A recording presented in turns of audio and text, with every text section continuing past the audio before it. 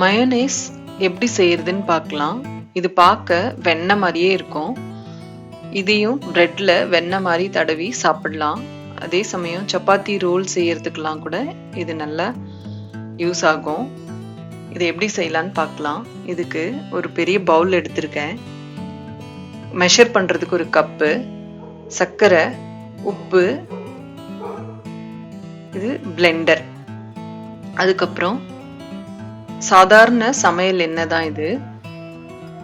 இதை 3 மணி நேரம் ஃப்ரிட்ஜில் வச்சு எடுத்திருக்கேன். ஏன்னா இது செய்யறதுக்கு சில்லுன்னு தேவை.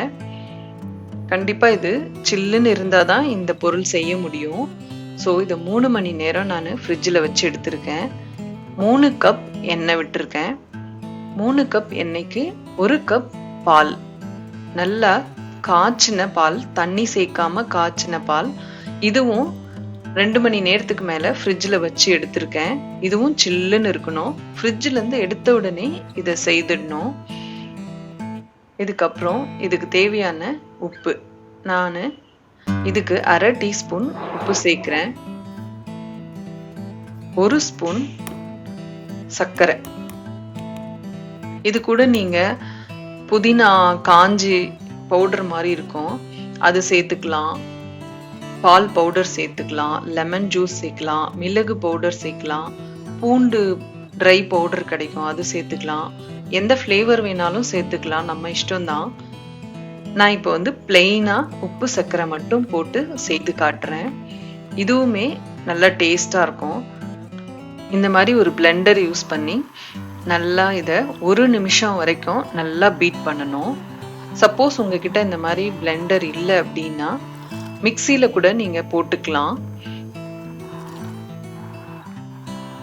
இந்த மாதிரி 1 நிமிஷம் வரைக்கும் நல்லா அடிக்கணும். 1 நிமிஷத்துக்கு அப்புறம் பாத்தீங்கன்னா நல்லா இந்த வெண்ணெய் மாதிரி பதத்துக்கு வந்துடும். அந்த மாதிரி வந்துருச்சுன்னா ரெடி ஆயிடுச்சுன்னு அர்த்தம். மிக்சி ஜார்ல போடும்போது மிக்சி ஜார் சூடாகாம கொஞ்சம் பார்த்துக்கோங்க. வெளியில ஈர துணியில தொடச்சி விட்டுட்டே பண்ணீங்கன்னா கொஞ்சம் இந்த வெண்ணெய் மாதிரி வரும். இதுக்கு முக்கியமா இந்த சில்னஸ் தான் தேவை. இப்போ இது ரெடி ஆயிடுச்சு.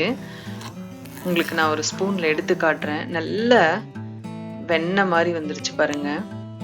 இது பிரெட்ல தடவி சாப்பிட்றதுக்கு இப்போ ரெடி ஆயிடுச்சு. இதுக்கு எக்கெல்லாம் போட்டு அடிக்கணும் அப்படிங்கறதெல்லாம் அவசியம் இல்லை. எக்கு போட்டும் செய்வாங்க. எக்கு பிடிக்காதவங்களுக்கு இந்த மாதிரி பிளெயினா எக்லெஸ் மயோனைஸ் இது நான் ஒரு பிரெட்ல உங்களுக்கு ஸ்ப்ரெட் பண்ணி காட்டுறேன். இது கடையில விற்கும் நிறைய ஃப்ளேவர்ஸ்ல. இது பாத்தீங்கன்னா கடையில ப்ரிசர்வேட்டிவ் சேர்க்காம இதை கொடுக்க முடியாது. ஏன்னா பால் நம்ம சேர்த்துருக்கோம். இது ஒரு 2 மாசத்துக்கு கெடாம இருக்கணும்னா ப்ரிசர்வேட்டிவ் சேர்த்திருப்பாங்க கண்டிப்பா. இப்போ இதை நம்ம வீட்லயே செய்து சாப்பிட்றோம் அப்படின்னா தேவையில்லாம அந்த கெமிக்கல் எல்லாம் நம்ம சாப்பிடணும்னு அவசியம் இல்லை. இது ரொம்ப சிம்பிளா செய்திடலாம். ரொம்ப கஷ்டமான விஷயமும் கிடையாது. இது வீட்லயே நீங்க இதை ட்ரை பண்ணி பாருங்க. கண்டிப்பா உங்களுக்கும் நல்லா வரும். இதை ஒரு கண்டெய்னர்ல போட்டு நல்லா ஏர் டைட் கண்டெய்னர்ல போட்டு ஃப்ரிட்ஜில் வச்சுக்கிட்டிங்கன்னா ஒரு 10ல இருந்து 15 நாள் வரைக்கும் வச்சிருந்து யூஸ் பண்ணலாம். கொஞ்சம் கொஞ்சமா செய்து நீங்க ஒரு 15 டேஸ்க்கு அளவுக்கு செய்து வச்சு சாப்பிடலாம். அப்பப்ப செய்துக்கோங்க, ஒரேடியா செய்து வச்சு பண்ண வேண்டாம். இந்த மாதிரி நீங்க வீட்லயே செய்யலாம். குழந்தைங்களுக்கு இது ரொம்ப பிடிக்கும். ட்ரை பண்ணி பாருங்க. இந்த ரெசிபி உங்களுக்கு ரொம்ப பிடிச்சிருக்குன்னு நம்புறேன். நன்றி, வணக்கம்.